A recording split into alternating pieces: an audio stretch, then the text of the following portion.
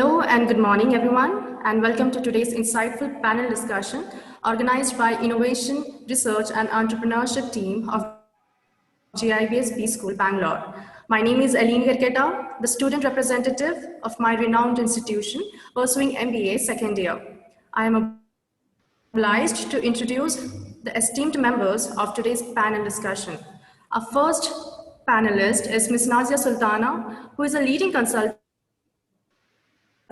behavioral and soft skills trainer, and an academic coach. With a master's degree in psychology and later equipping herself with several specialized courses in NLP, competency mapping, and excellence in training. She is qualified link coach and consults several top corporates in her capacity as trainer, coach, and counselor. Accenture Services, Exide, Wells Fargo, Wipro, Siemens, Indian Bank are few of the many blue chip companies she advises. Prior to her consulting journey, Nazia ma'am worked for more than a decade in core HR and training at corporates like Accenture, CMS, TMTR Solutions, and Spati Consultants. An expert in meditation and pranic healing, she brings peace and comfort to every discussion she takes part. Welcome, ma'am. And our second panelist is Mr. M. Shankar, who heads as a mentor for CARES India, an organization deeply into research, analytics, and big data. A thoroughbred management research professional, Shankar sir is an MBA graduate from University of Madras. Post that, he added several qualifications from top institutes like IIM Ahmedabad and IIM Kolkata on subjects ranging from accounting research and marketing. His work experience, spanning over 2 decades, involved close working with top corporates and academic institutions like Gujarat Gas, Starcom, Neyveli Lignite Corporation, and IBM SPSS, to name a few. Shankar sir published several articles on research and methodology. To his credit, he has trained more than 19,000 professionals on research and research methodology and is considered to be the one-stop destination of anything on research in this part of the country. It is a privilege to have you, sir. Thank you. Mr. Rishabh Jain is our next expert, represents the New India and belongs to the Startup Gen.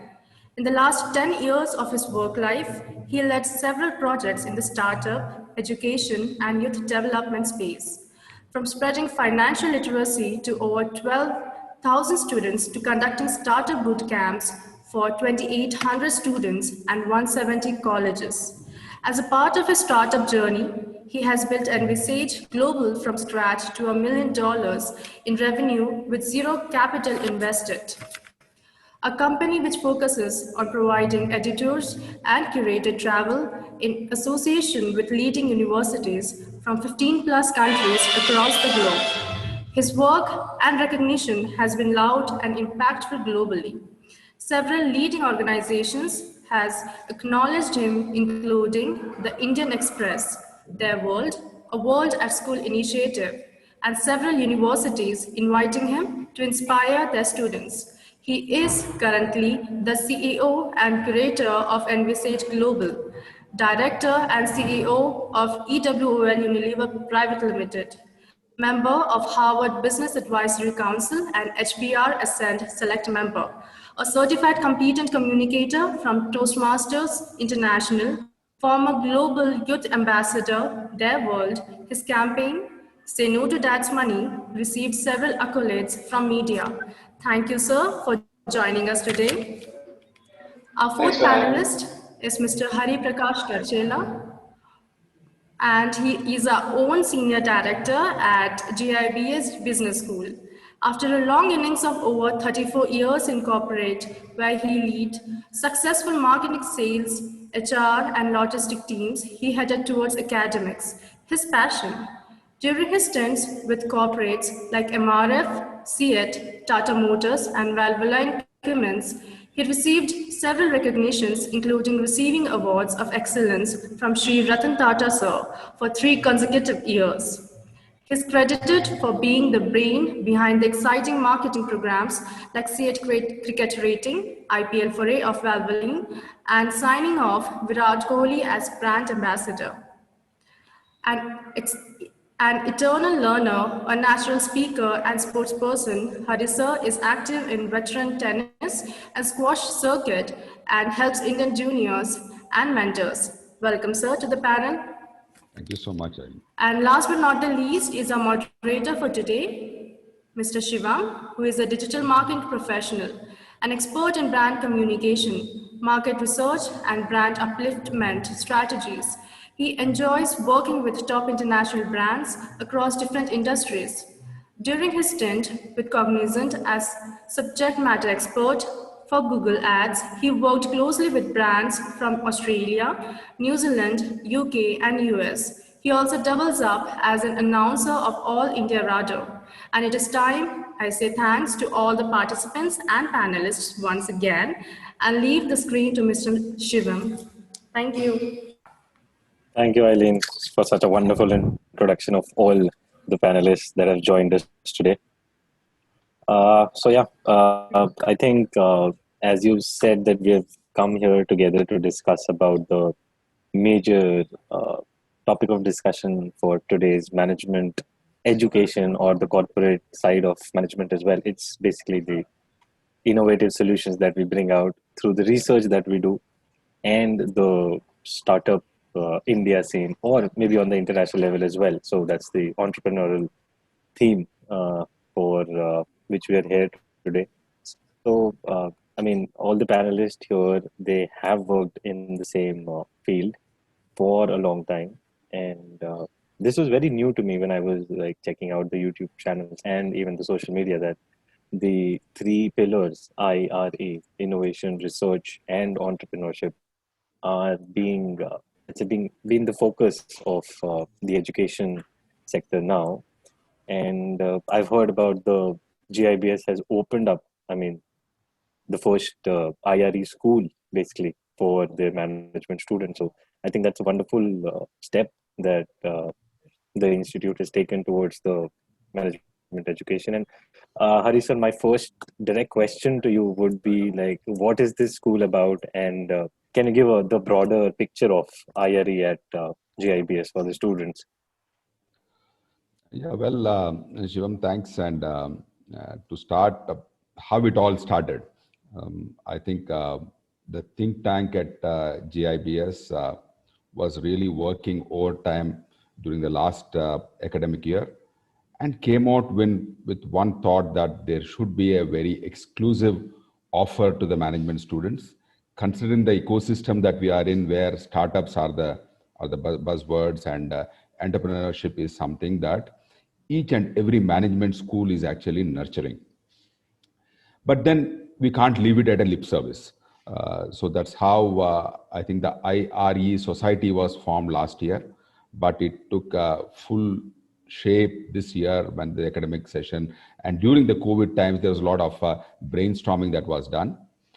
And thankfully and luckily for us, we could get the resources who could actually man this very, very important IRE, innovation, research, and entrepreneurship capsule that we could offer to the PGDM students. What it essentially delivers is, while entrepreneurship is something that everybody would like to talk and then encourage, and the government gives a lot of funding in budgets, all that is fine. But then with the experiences of successes and failures, there need to be a system by which the entire learnings are structured and then given back to the students who are the future entrepreneurs going forward. So while ecosystem, especially in cities like Bangalore, Gurgaon, Pune, for startup culture, what you say startup culture is very much there. There is a need to structurize this entire learning. And that's where we thought these three elements, innovation, well, all of us agree that the starting point for an entrepreneurship journey is a bright idea, good idea, successful, marketable idea. So innovation is a strong starting point. But just innovating something and not doing a thorough research and going through this entire process of understanding the data, whether this particular idea will be a success or not, is something we realize the importance of research and research methodology as a holding, as a glue for this entire entrepreneurial journey. And to get a entrepreneur who has got the feel of the entrepreneurial journey, and then he actually designs the entire course of entrepreneurship. We got the three resources together, all in the panel discussion today, and that's how this thought or idea came into a Friday IRE day in Gibbs. So that on Friday, our students go through not HR, not a marketing, not finance, normal classes, but they go through these 6 hours of innovation, research, and entrepreneurship sessions by these experts. So I think all I could understand out of that was the students will go through like a mini startup phase, even in the institute, before even they step out into the actual world and maybe think of their own ideas and startups. I think that's a very, very good initiative, let's say in the current scenario, because I think the last year, the way it went, uh, the businesses were impacted, and innovation and research is something that was required, let's say, to cover up during that scenario and maintain the businesses and all. So I think it's a very, very good initiative, and I wish all the best for GIBS and the students as well who will be a part of this, so that they get the best of this school basically. Great. And as you said, we were talking about innovation, and which is the first, basically the seed of an idea. So I think Nazia ma'am is the resource faculty for the innovation Yes, yes, side of yes. the school. Yes, yes, So, Shivam. ma'am, direct question again to you Mhm. is, how did you like think about this module, or basically the content that will be taught in this Mhm. program towards the Mhm. innovation side, and Mhm. how basically the students will be impacted by that? What will they go through, Mhm. and basically how it will help the student to, let's say, even ideate Mhm. for a business idea or a Mhm. startup, basically. So, Absolutely. Thank you, Shivam, for asking that. So the thought process is like, the brainchild of GIBS being this IRE. The first challenge for me was to actually understand innovation, because having worked a lot with a corporate, groomed and handhold many people, like, managers, senior managers. Now the challenge was I have to articulate the similar experience for youngsters, students who've not even understood the the realm of corporate life. So the first thing that I definitely had to do was research, find out what exactly innovation is and how different it is from creativity. Because one of the concepts that people typically get confused is creativity and innovation being one and the same. So that went ahead for me to understand what is the innovators DNA, a book which is really literally the Bible on understanding innovation, and what exactly makes a innovative thought process, or what is the journey of it.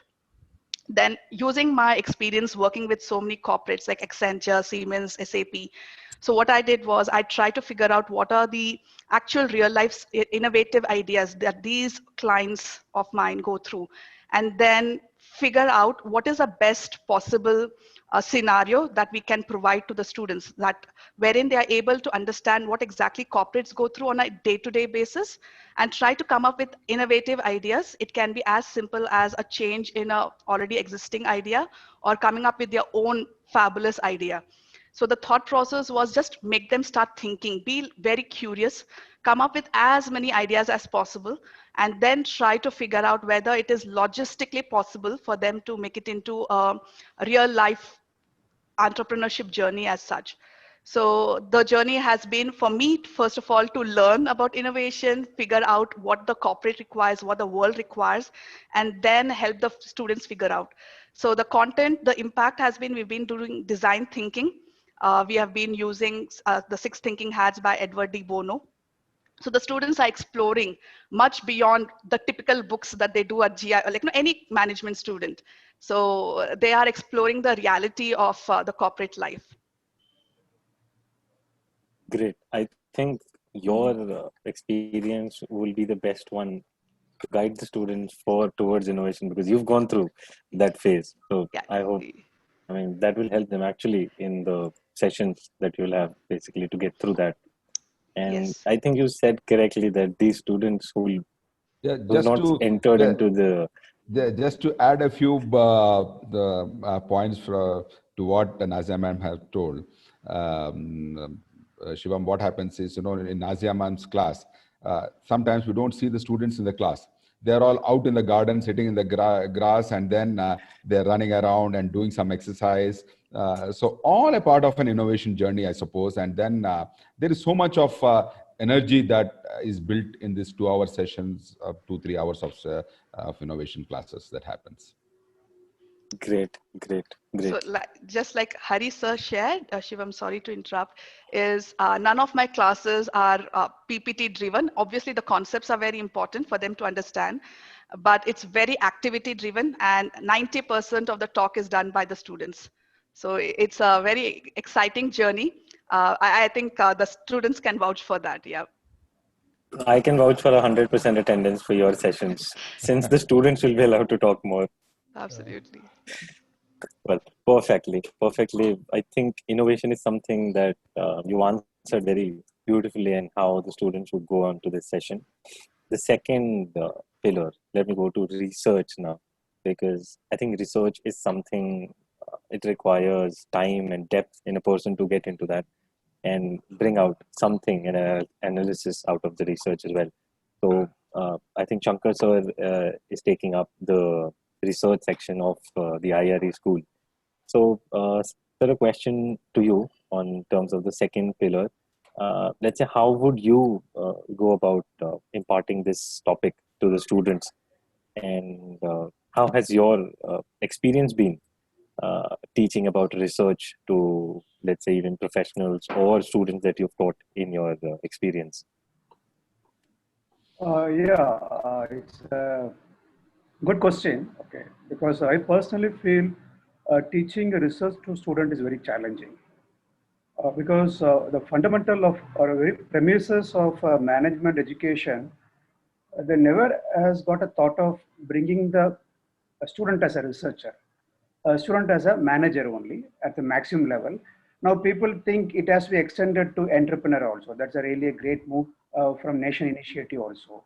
So now there is one more milestone we are trying to understand. Okay, not necessary student should turn as a manager or entrepreneur. They should be a little bit of research oriented also.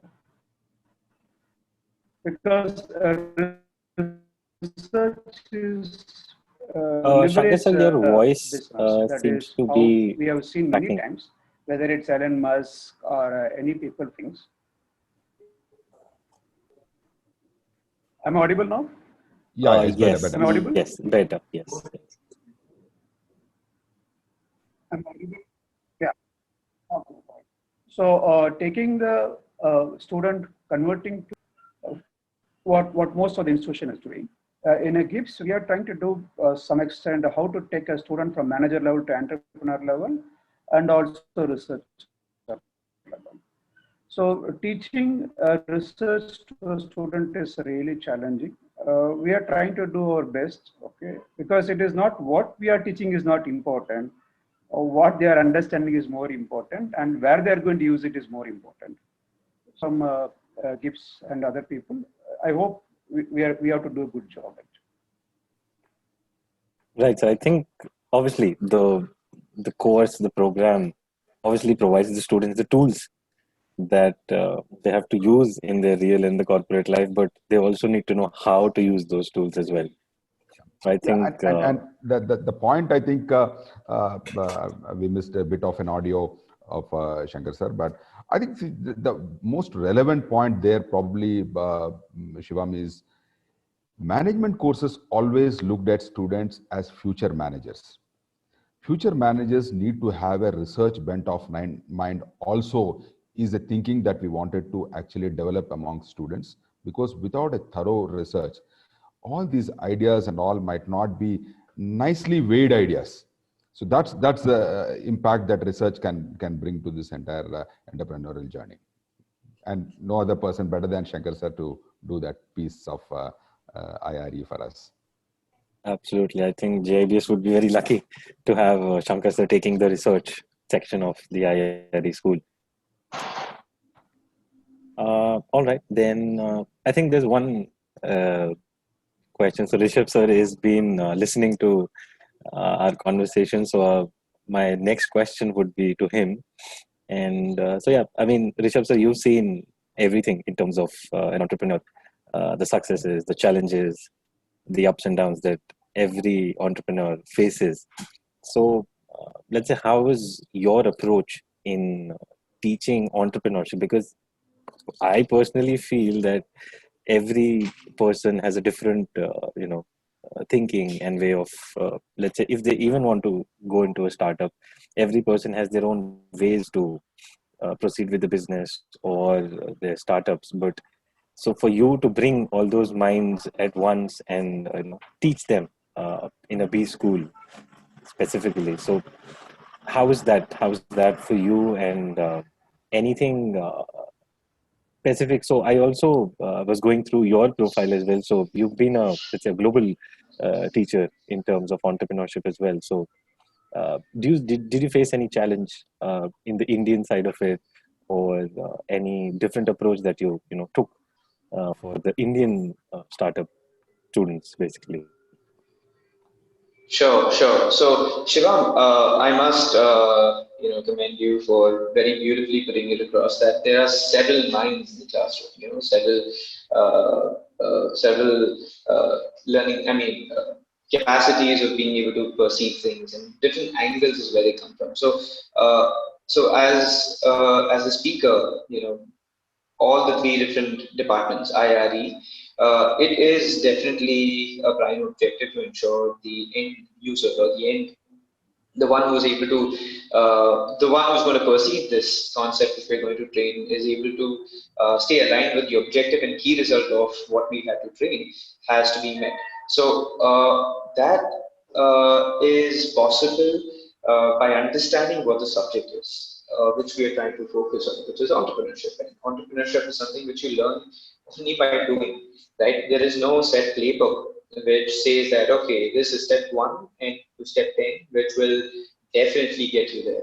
And entrepreneurship is that it's real life. You have to deal with challenges of different scale and different volumes and different capacities, and you just need to have the soft skills and at the same time some resilience to be able to face the challenge and find a solution for it.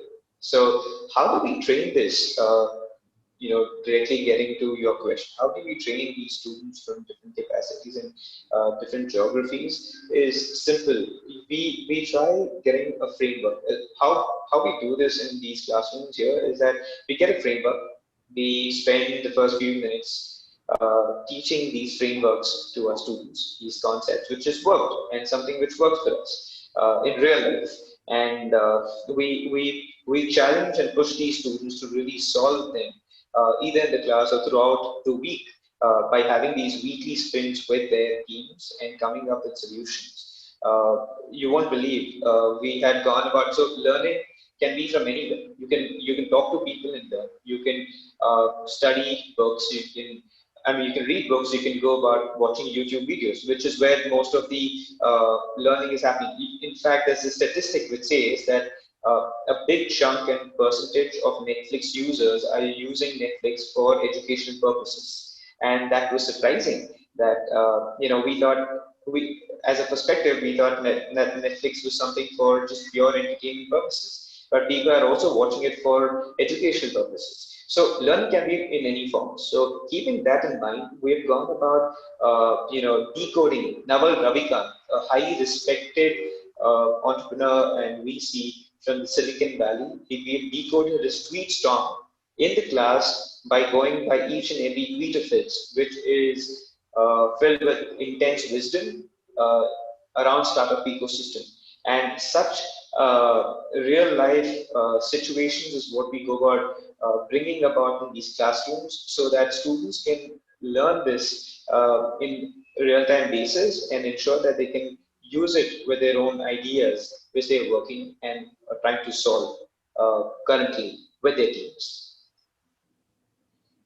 Right. So I think you answered my question very beautifully of combining every different mind, and then how do we approach to teach entrepreneurship. And I think again, I feel this is like a right way to go about uh, the management education, and to teach not to teach basically, but to, let's say, introduce the entrepreneurial seed in the mind, and the student can then take over however they see their future, and how they want to approach their startups if they want to go about it, or even in the corporate section of their lives. And coming to now the students, we were obviously the prime focus for us is the youth, the students that we have. So Hari sir, you've been the senior director at GIBS now for long, and so sir, how do you see the students' reaction towards when this IRE school was introduced, and they went through the first few sessions? Or how do you see the journey, even, let's say, because since this is IRE, so we'll be innovating IRE as well in the future. So how do you see the course running through? Yeah, the IRE school itself is an innovation for us. Right. And the first thing I always believe is students are much smarter than most of us. So smart people know what is relevant to them, what is required for them for their future. So they grab it with both hands when things which are of utmost relevance to today's times are offered in a structured way. I'm just going back to where Rishabh left. A subject like entrepreneurship cannot be seen in a book, whilst people would have written their autobiographies and all those life stories, successful entrepreneurs. But structurizing this entire entrepreneurial journeys and then building frameworks is a job of an academic institution. All subjects which are practices need to be theoretized in such a way that very, very teachable frameworks are built. And to the credit of the three faculties, they have developed that structure in such a way. And frameworks were very, very nicely made. Even in entrepreneurship also, if you go to Rishabh's sessions, you will find those frameworks nicely made.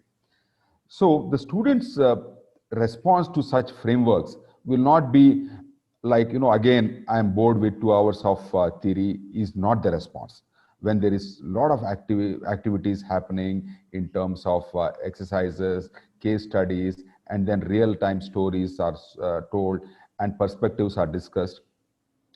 So when students are completely engaged, whether it's a 2-hour innovation session or 2 hours research session of Shankar sir or the entrepreneurship, they are completely into it.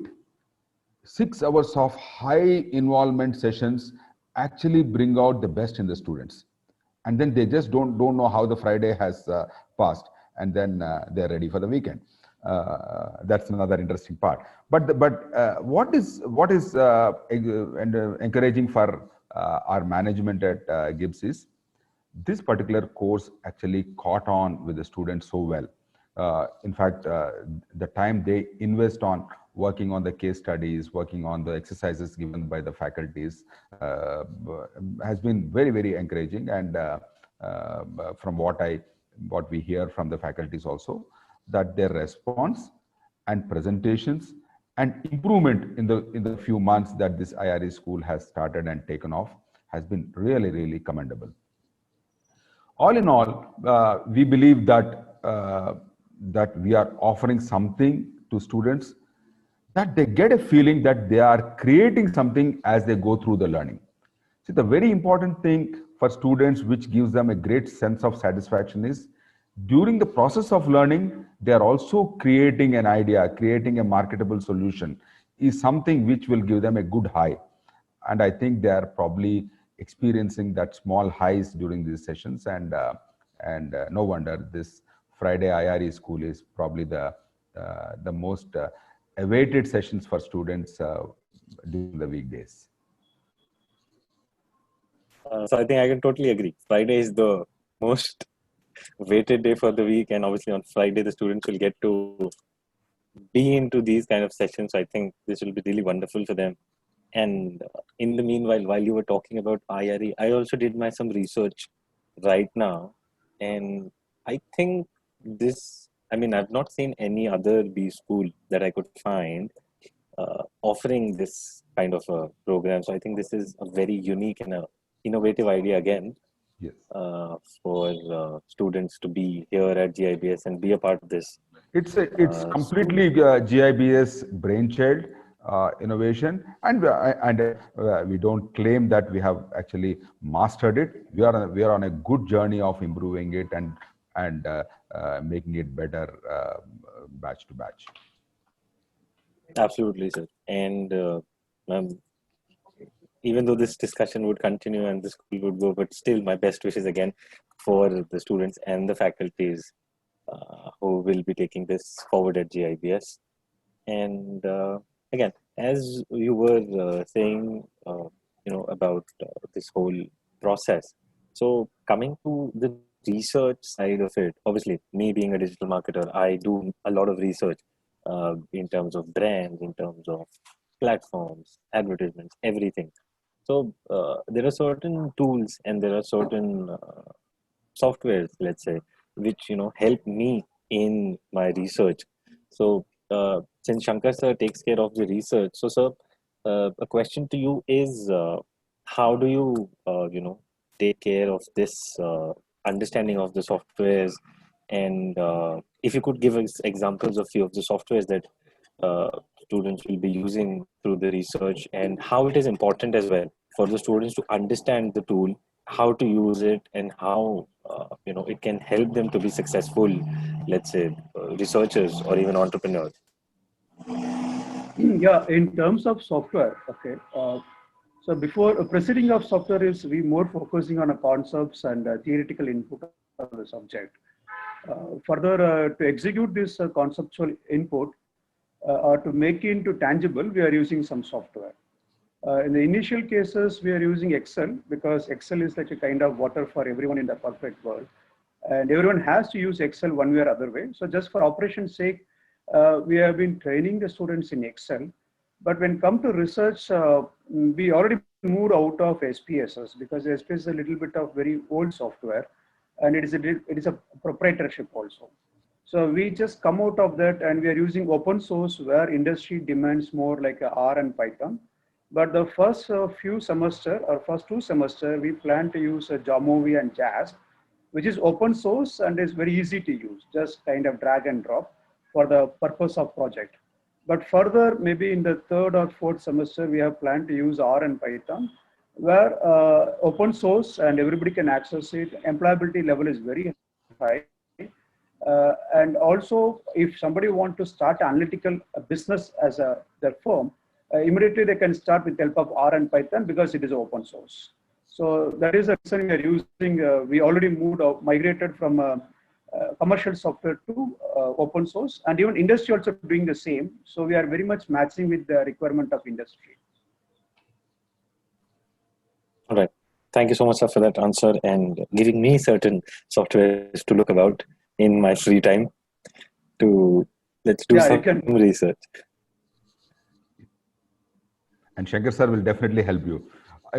These softwares keep changing, and then the most relevant software is probably the one that is to be what you call the students have to be trained on, which I think no other person better than Shankar sir to introduce those softwares to the students at the right time. First trimester, second trimester, all this is happening. Absolutely. I'll have to connect with Shankar sir separately then for my sessions only. Great. Moving on, Nazia ma'am, this is something I was thinking about when you said that when you were trying to decipher creativity and innovation, the basic difference between them. So, I mean, I feel that, there's always a discussion between, even in my, circle as well, that certain people are born with it, or certain people, either they learn it through their experiences and efforts. So, what is your say on this debate, basically? and how do you ensure that these let's say these skills or these way of life, I mean, I don't think that this is a skill, this becomes a way of life once you get a hold of it. So how do you ensure that students get into the hold of these things and make a way out of these skills now, make a way of their life? Yeah. I think, Shivam, you answered the first question I was asking myself when this project was given to me, whether innovation can actually be taught. And then the further research I did, I figured the research majority of it says that not many of us are born innovators or born with innovative thinking. So it is something which is learned, and especially again, most of my research is based on the innovators' DNA, where Dr. Jeff Dyer, he talks about there are 5 ingredients that makes innovative thinking possible that can be learned, right? These 5 things are like associating, basically looking at 2 unrelated things. Can you put it together and come up with something new? Observation skills, looking at each and everything around you, look at the client issues or looking at challenges in nature, in the environment, all the challenges, issues that we face as human beings, or whatever. The third thing is curiosity, asking a lot of questions. What if? Pushing yourself to what if, how can we do it better? What are the things that can make life easy for everyone involved? So having that particular ingredient goes a long way, in having that thought process, in the right path.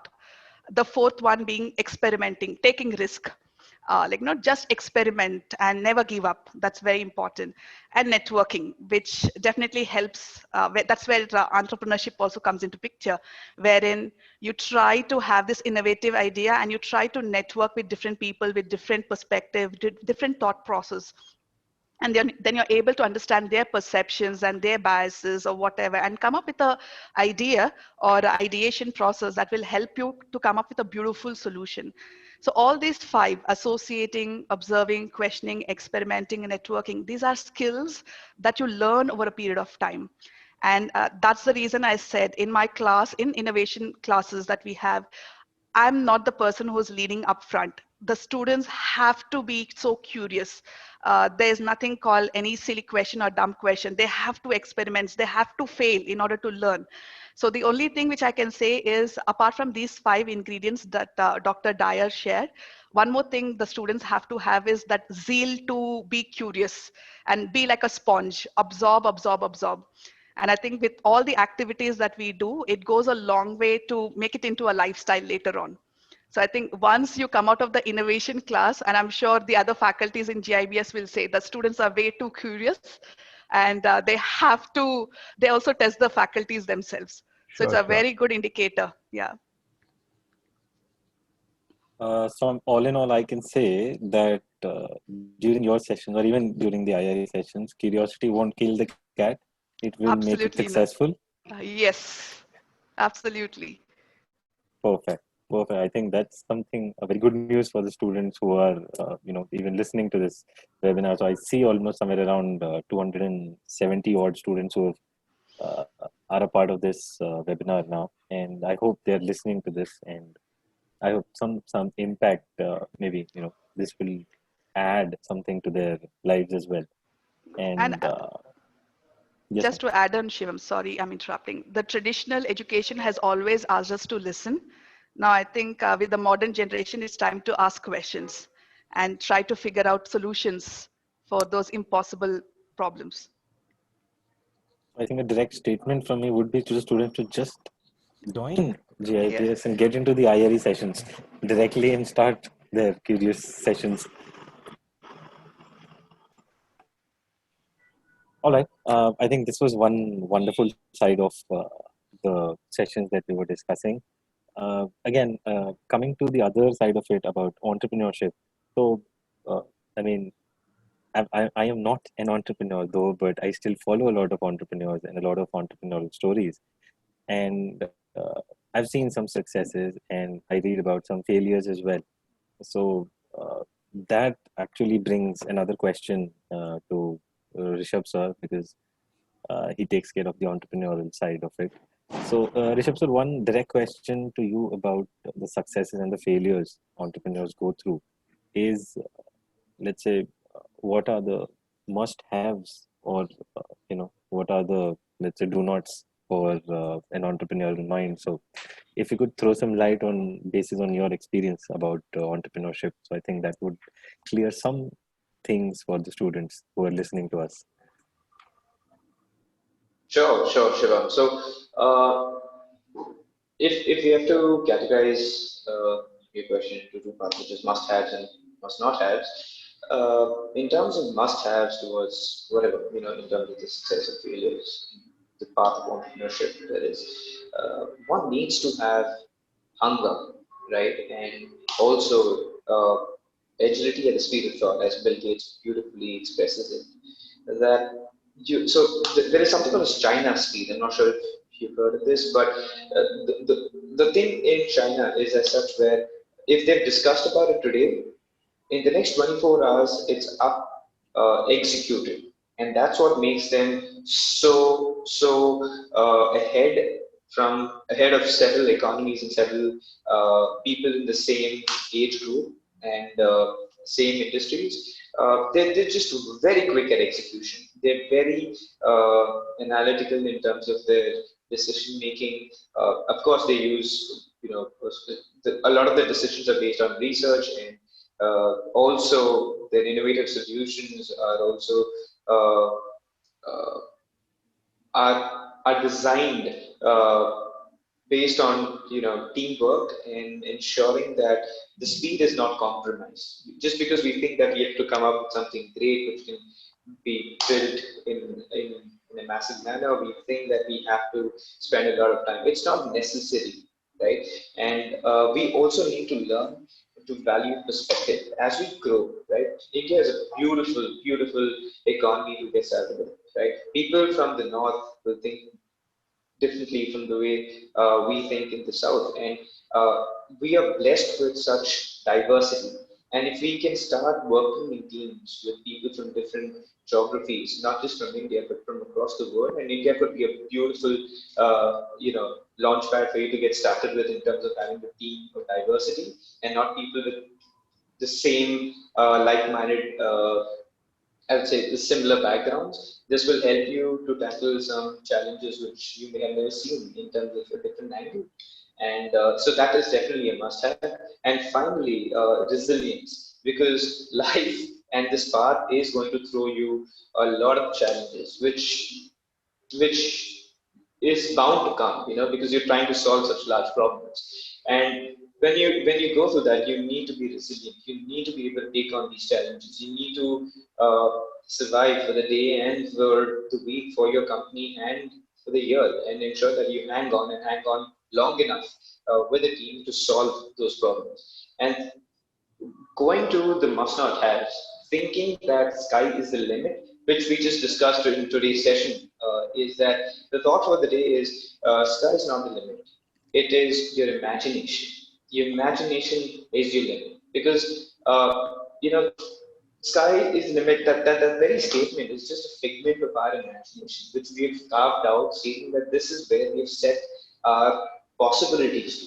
So and this goes well in anything you do, right? It can be philosophical, it can be business, it can be for your life as well. And just understanding that if this is what has been done in the past, is not necessarily that this is what or this is what will end up being pursued, or this is what can be achieved in the future. So breaking that mental barrier is essential, and that stringent thought that this is what it is has to be broken.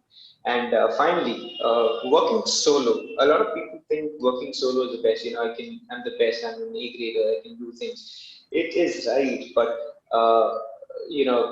teamwork with time and experience, I've learned that teamwork is far more greater than just solo work. And no matter how good you are, teams can go at a large, a greater distance, but going solo just might help you go faster, but going in teams helps you go the longer distance. So these are my must-haves and must-not-haves. Great. Shivam. Right, Rishabh. So thank you so much for the explanation that you gave. And your last statement actually brought me back to the memory of Indian team winning the Australian Test series. Honestly. And I mean, everybody was banking on Virat Kohli being the star performer of the team and he'll take them through. But his absence and the team coming together and then creating history. So I think Very true. teamwork is obviously very important in every section of life, be it sports, be it uh, education, or be it even the corporate life or the entrepreneurial life that people or the students that will go through. So I think, yeah, absolutely agree on this part. And from this collection of people, which is called a team, my question goes to Hari sir.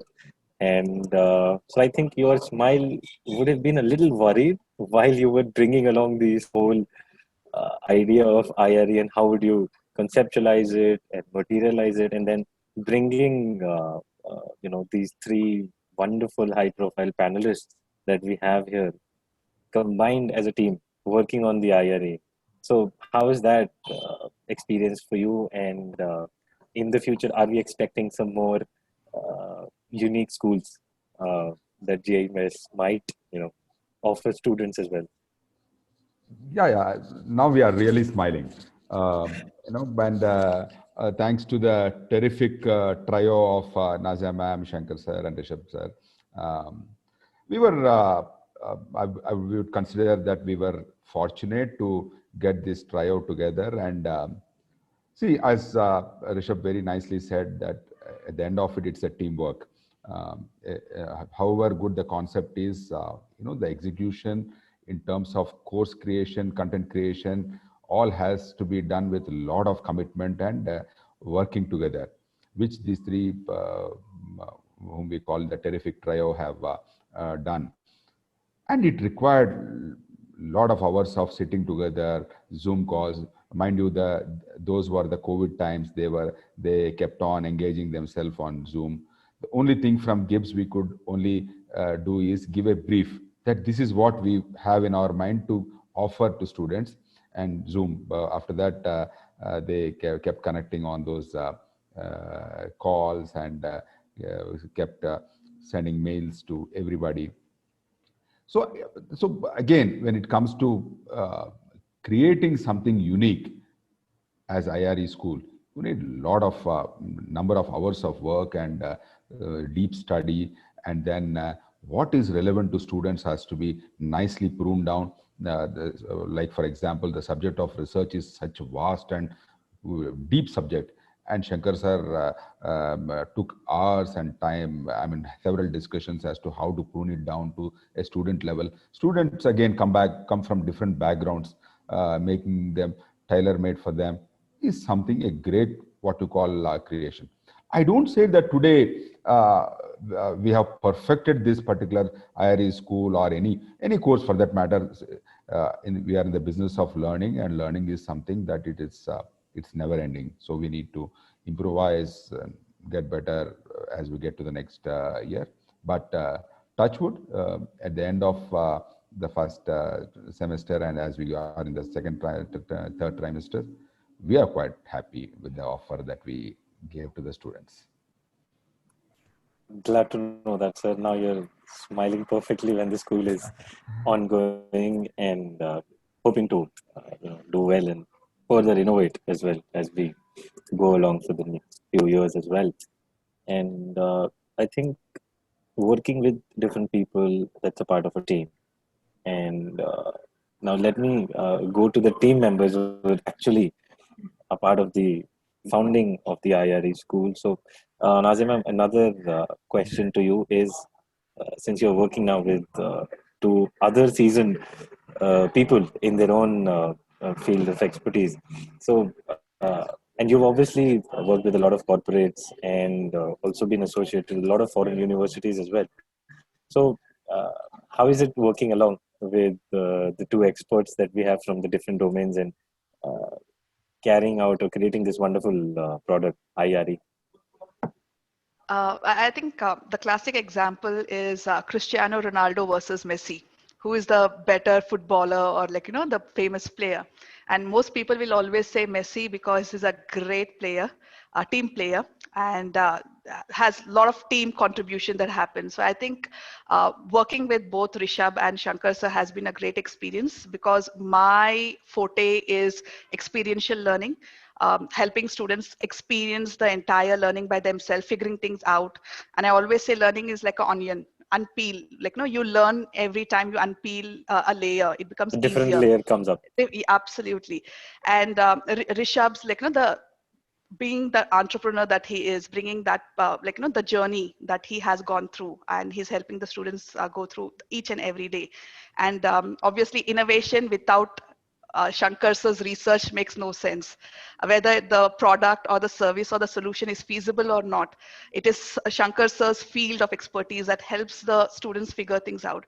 So working with these two gentlemen has been really fabulous journey, because it also helped me understand that, okay, for innovation to go to the next level, we are like the three musketeers. We require each other's support to make that learning journey for the students really worthwhile. And this innovation does not stop with being only an entrepreneur. Students can use it, even when they join different organization, they can innovate in small active, some tasks that the organization is stuck with, or client escalations that have come into picture. So I think it goes hand in hand. It's like a trio, like Hari sir shared, that the three of us are like very, very important to work hand in hand, so that the students can actually get a lot of benefit out of it. Yeah, it's been beautiful journey. Yeah. Hari sir, there's a complaint coming in. Why was this school not introduced earlier? I wish it was there during while I was pursuing my graduation. Post my graduation, I think I would have gone for some course like this or a program like this, which actually taught me a way of life. And I think this is very important, as I feel, for the students to go through this.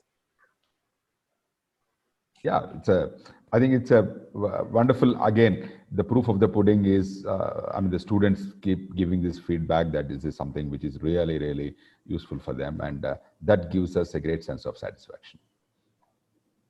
Rishabh sir, coming to you, since you've worked along with a lot of budding entrepreneurs and students who have the entrepreneurial mind, so I personally feel that these kind of programs that GIBS has now introduced, these are really helpful, and not even if, let's say, somebody doesn't want to get into the entrepreneurial side, but it will obviously help them in their corporate journey as well.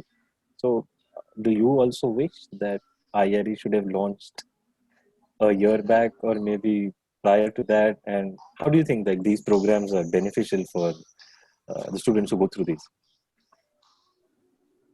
Okay, so how do I feel these are beneficial? And how, if I wish if this was launched earlier, I definitely wish if this was launched during my college days, because this could have been a lot more fun and experiential, and something which was learning by doing methodology. And honestly, I learned a lot during my college days when contesting for fests.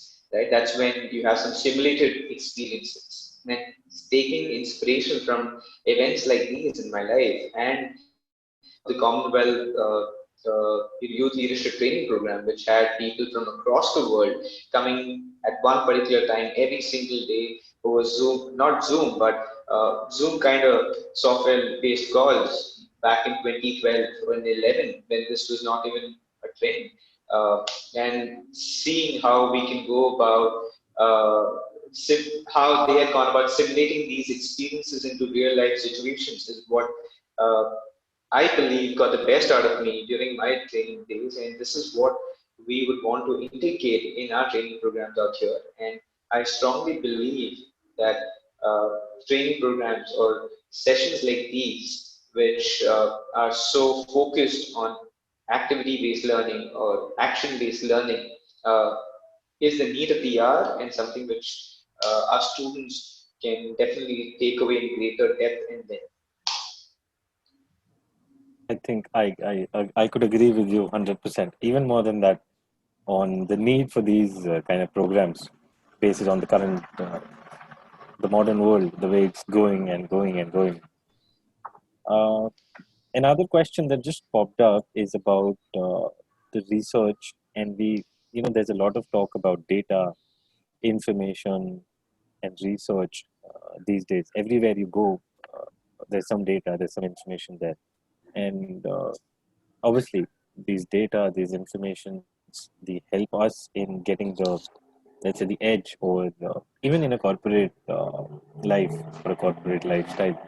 Uh, Everybody says that if you're master at how you handle the data and how you research through the data and get out the information out of it, you're a good person. You'll be successful. So, Shankar sir, another question to you is, how do you think, or how do we go about giving the students this edge in terms of data or research, or the information that they can bring out of these things? And let's say, as a teacher, how do you see the future in the research field or the research methodologies that you'll be teaching, or they should be taught in the management education?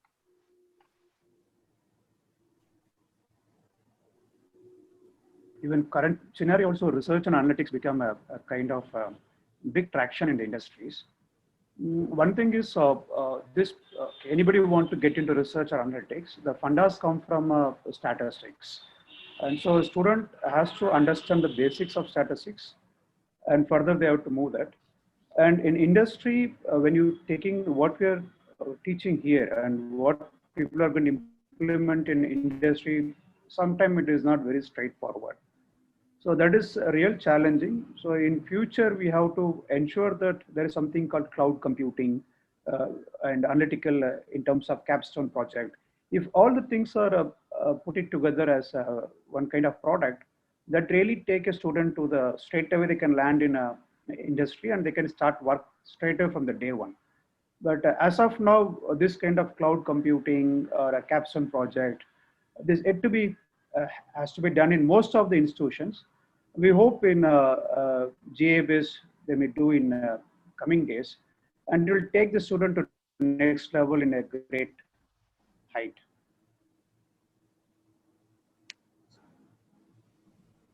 All right, sir. I think this was a cue for Hari sir as well. His mind might be working now, how to improve on these pointers that you've just shared and get the best for the students possible at GIBS.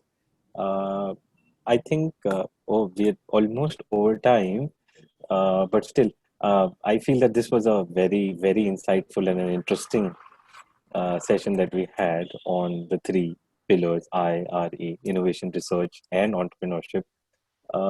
While I conclude, Hari sir, final thoughts from you about how this is important, and why should basically B schools get into these kind of programs and get the students industry ready? Obviously that's one side of it, but do you think that B schools need to get into all these programs and help the students, and why basically? Yeah, I think again, from where Shankar sir left, again, we need to keep thinking about what else next is what is in our agenda. Yes, we can't probably rest on our so-called laurels or successes that we introduce in business schools. We're not talking only about GIBS. Many enterprising and progressive business schools look at offering those capsules which are relevant to the day and relevant to the future. So it is essential that the think tank and the managements of management schools, business schools, look at those outside of the college premises and see what are the employees looking for 2 years from today when the students come out of the college. So as Shankar sir rightly said, today we are talking about Amazon CEO being a cloud computing expert, taking over Bezos. So the writing is hazy, but inside there are some signals that cloud is going to be the future. big data is the future. So you need to come out with some courses and modules which actually make them employment ready very fast. And then when they get into normal manufacturing sector jobs also, these aspects of the modern technology in management is something which we need to really get in. And we are eagerly thinking, involving people who are experts, and then trying to come out with courses like IRE. I hope we'll be successful in our endeavors, and I mean we're thankful for these three professionals who actually joined hands with us and then helped us in this endeavor. And I'm sure we will have many more such innovative signature programs like IRE School. Absolutely, sir. And I wish all the best to you, to the whole GIBS team, and to the three pillars, as you said, for the IRE School of taking this forward and, let's say, the way of life for students. Yeah. Once they go through these sessions and they're actually entering the real corporate life for them. Yeah. I think there were one or two questions from the audience, the big crowd, and I think most of the questions are for Nazia ma'am. Let me try to bundle up the questions and say, in the work environment, how important is innovation? Is one question I'm trying to. Maybe you can answer it, ma'am. Yeah, so I think with the changing times, sir, what happens is innovation is the need of the day. I usually say if you don't innovate, you become a dinosaur. So there are a lot of products around the world which is no more, that has been there for a very long time, and they have disappeared because they have not been able to keep up with the changing requirement, the changing need of the day. And especially with technology coming into picture, the more you innovate, the more different you are, your USP increases. So I think irrespective whether you want to be a budding entrepreneur or you are working for an organization, what is the unique thought process that you can bring in so that your project challenges, the client's challenges can be addressed. So the innovation has to be there. And I think innovation is going to be there for very, very long time. And I think as long as we as human beings on earth, innovation has to be there. Yeah. And one question probably from, I'm bunching the questions and asking Shankar sir, how can research add value to my career? Rajni's and Yurakas, they're asking about 3-4 people on research. How can research help their careers? Yeah, research fundamentally sharpen the analytical skill of the human being, and they will be exposed to various software and various technology, various platforms, and that will make them to start the firm very quickly. Even nowadays, capital is not big matter because of open source software. And further, if they're looking for employability, also future, most of the job now it is already moved out of IT to what we can call as analytical way. So in that way, this course, IRE course, will help them to either they want to be an entrepreneur or employability. The opportunity is very high with the help of research and analytical course. I think one question for I think more on innovation and entrepreneurship. Sir, which country apart from India is most suitable for entrepreneurship journey? Eureka. Rishabh, maybe you can. You just have to focus on those economies which are growing at a rapid pace. So the only two economies which I can think of is India and China. The future is with India and China, and the more faster you learn how to deal with both of them and do business with both of them. I'm referring to the context of people from different countries and also from our country. The better it will be for the future growth of your organization for the next 10, 20, 30, 40 years. And that's for sure. Because of our demographic dividend as well, which is a big chunk of India's population belongs to the youth population, or someone between the age group of 18, 20 to about 30. That's also going to be our advantage. So yeah, India and China, these are the economies to look forward to. Thank you, Rishabh sir, for that wonderful Clear, There's a very crystal clear general answer. I think there's one general question, maybe Shankar sir only can answer this, is anything with problem. How can we analyze problems big or small using research?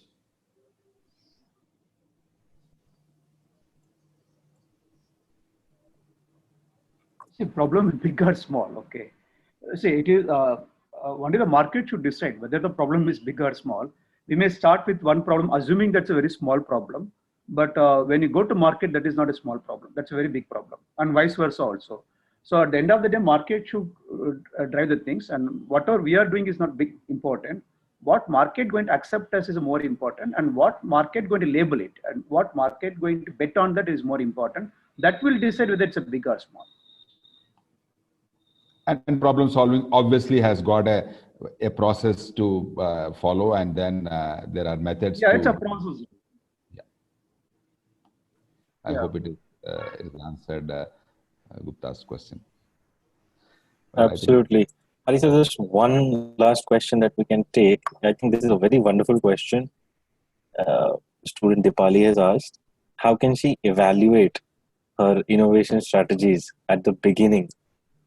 And she's also asked how to get ideas or concepts for entrepreneurship.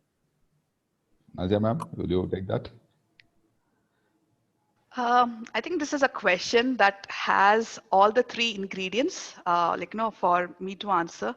So how do you check whether your innovation is actually, how can you evaluate? And I think that's where the research helps you to understand whether, have you done the feasibility report? Have you understand the market trends? What is the USP of your product or services? And I think like Shankar said, shared, you need to have done the data analysis. You should be prepared before you actually go into the market. So innovation can be good, but innovation should be market oriented also. I may have a great idea, but is the market ready? Is it conducive? And is it feasible for me to step in? I think apart from that, Rishabh, I think the thought process regarding the entrepreneurship, you can take that up. Rishabh, so just to give you an idea about the last part of the question is she's asking like how to get ideas or concepts for entrepreneurship or let's say startups. Startup idea. Yes. How do you get a startup idea? It's simple. Just focus on the problems.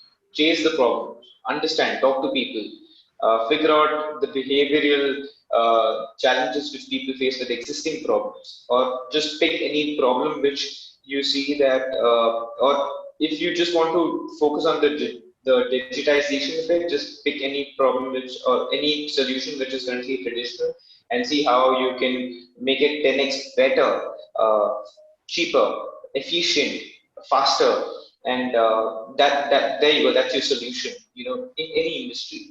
And if that is already there in terms of whatever your idea is, and there's an existing solution, then you know that it's not innovative enough. Or maybe it hasn't met any of the criteria of being efficient, being faster, being cheaper. So that is from a methodological way of looking at things. But if you're looking at it in terms of a very macro perspective, focus on SDGs, which is Sustainable Development Goal, which has been beautifully identified by the United Nations. There are 17 large problems which the world needs to solve, and each of that problem is a beautiful solution for you to look at on a larger and a macro perspective. But if you want to do something small within your city, just talk to people, spend time understanding where do they find challenges and issues with any of the products or services of your industry which you are happy to work upon. So chase problems. I'd like to sum it up with that. Chase problems. Chase problems. Okay. Perfect end, I guess, to this session as we come to the conclusion of this. So again, a big thank you to all four of you for sharing your insights, knowledge, and your time. And it was really wonderful interacting with you all, and I hope to connect again soon with all four. And if I have my questions about IRE, I'll definitely pop in. Welcome. Thank you. Hari sir, any last words from you while we end this session? Thank you so much, Shivam, and all the panelists for joining this program, and all the participants, more than 150 participants, and a big thanks to all. Thank you so much.